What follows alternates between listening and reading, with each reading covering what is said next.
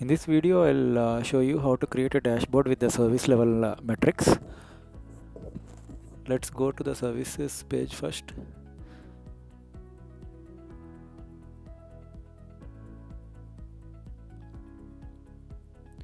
So here I have a service where I can use this service and show you how to create a dashboard with the metrics.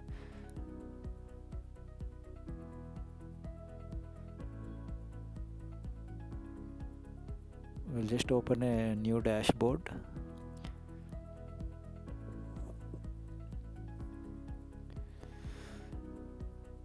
So I have just dragged a tile.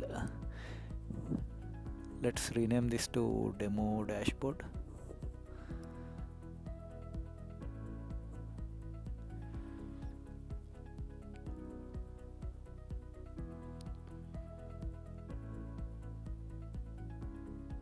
So on this tile, I'll try to capture the service level metrics like so this is the service. We have few requests on it. These are the requests that are made on it.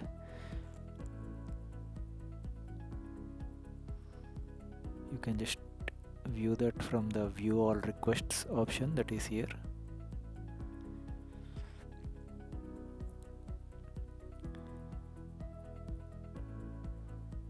So you can see the request endpoints. This is one endpoint which I have. In your case, you might be having many endpoints.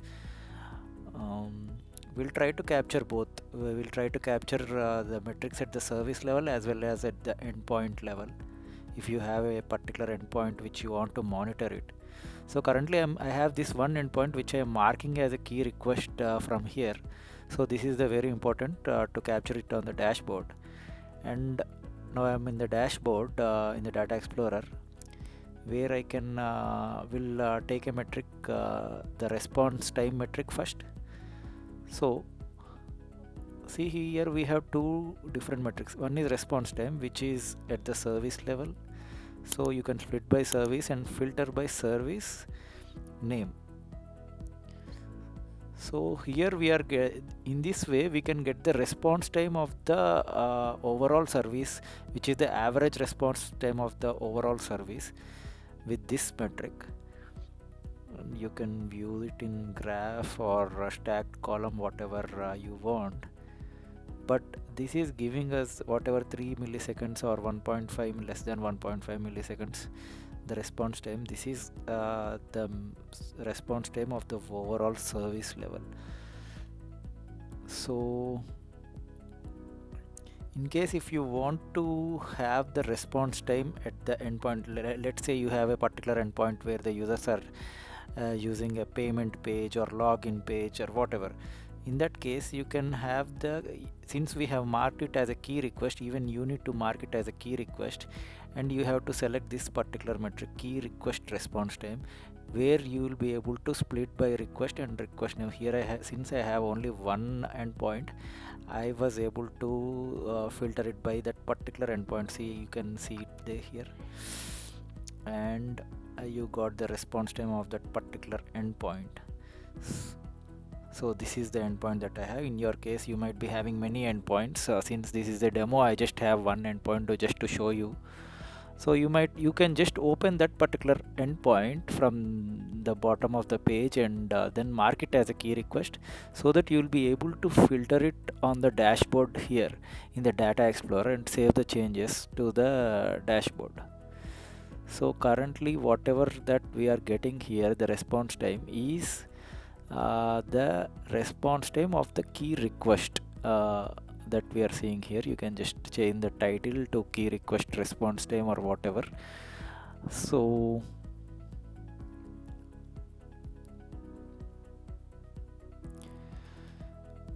this key request that will measure the performance of one specific request endpoint. So it ignores everything else and tracks only that request that matters most to the business.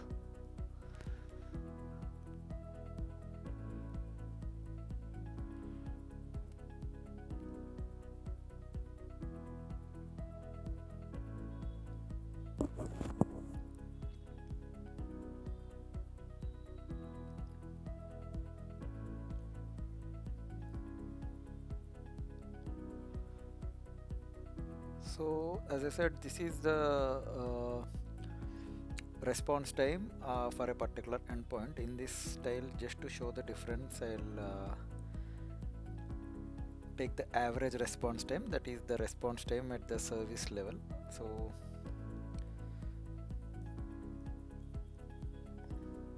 if you just type response time, so here this is the response time, which shows us for this particular metric, it is the dimensions and entity type is service. So this is for the service level, and for the key request response time, you can see the dimensions as service key request. So if you want at a particular endpoint, we'll take key request response time, which we have already done, and this is the response time metric, which is at the service level. This gives us the average response time, including all the requests. So split by service and filter by service name. So we're getting this. This is in graph, anyways. Okay, I'll just change to stacked column and save the changes.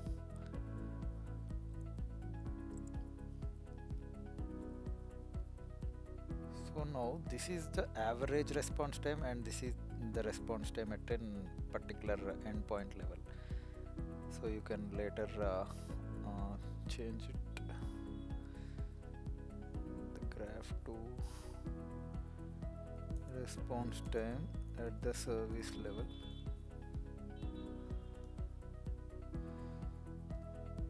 And similarly, we can do this for the request count as well.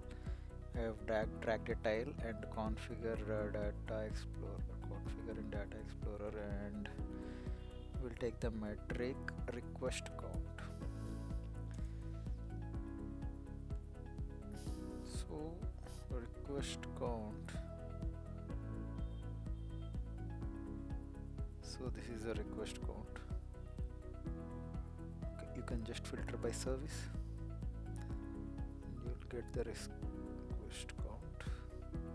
So here you can see two different metrics, request count, request count.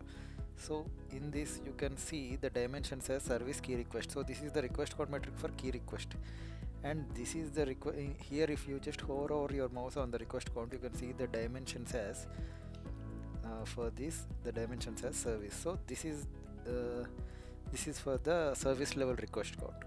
If you want some particular page like payment or login, as I said, and you have that endpoint which is already marked as a key request, then you can take this request count and monitor that particular endpoint. So I'll take key request request count. So I can then split by request and filter by request name, which is this is the only request which I have marked it as a key request. In your case, if you have some login page or whatever cart, whatever endpoint it might be, you can just go to that, open that particular endpoint there at the service in the services page, which I have shown before, and just mark it as a key request. So it will reflect here, and then you can capture it on the dashboard from this data explorer. So you can run the query and get that, and if you want whatever, you can change it, save the changes to the dashboard. So this will be the request count.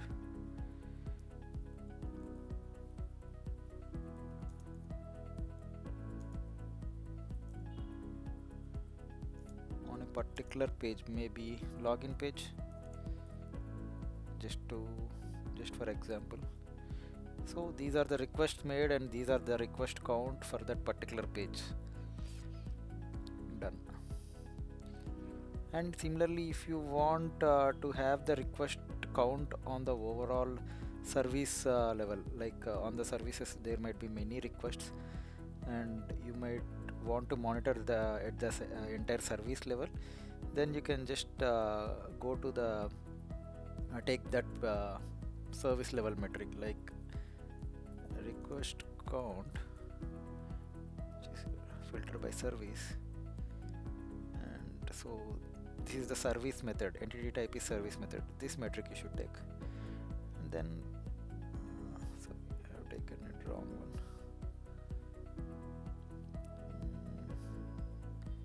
service, entity type service. Okay,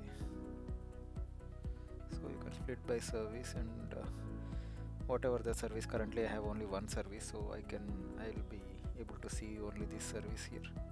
In your case there might be many services in the list where those will be reflected, and you can select that. So this way I can save changes, and so you will be getting the request count.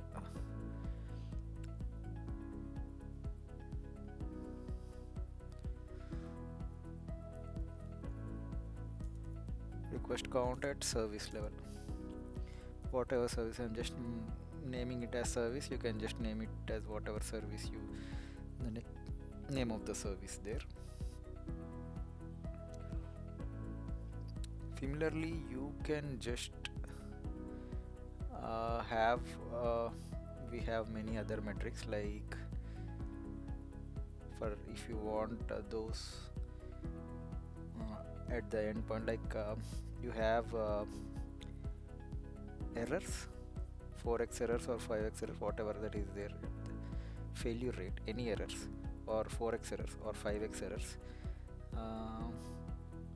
or number of calls without any errors. So all these are the metrics.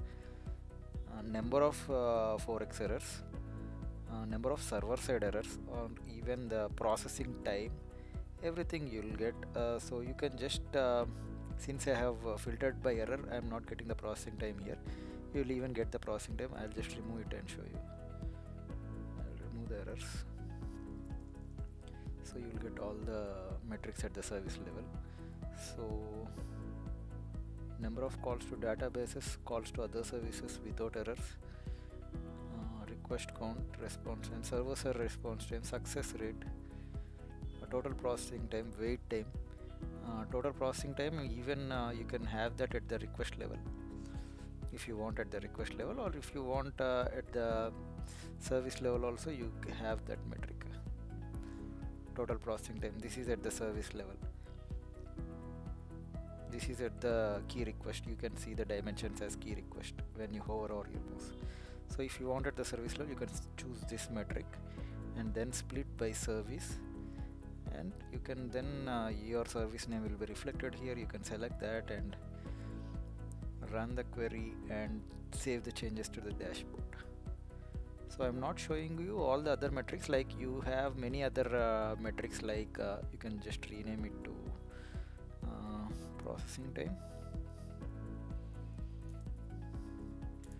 of whatever service name you have.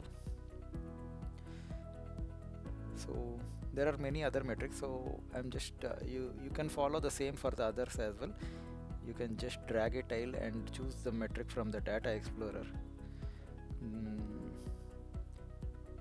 Mainly the team will be looking for response time, request count, either at the service level or at the endpoint level, which I have shown you. And there are many other metrics at the service level, like 4x, obviously for even the failure rate is what they will be looking for on a service. And if they are particular about 4x errors on a particular on one tile and 5x errors on a different tile, you can just capture it on the dashboard.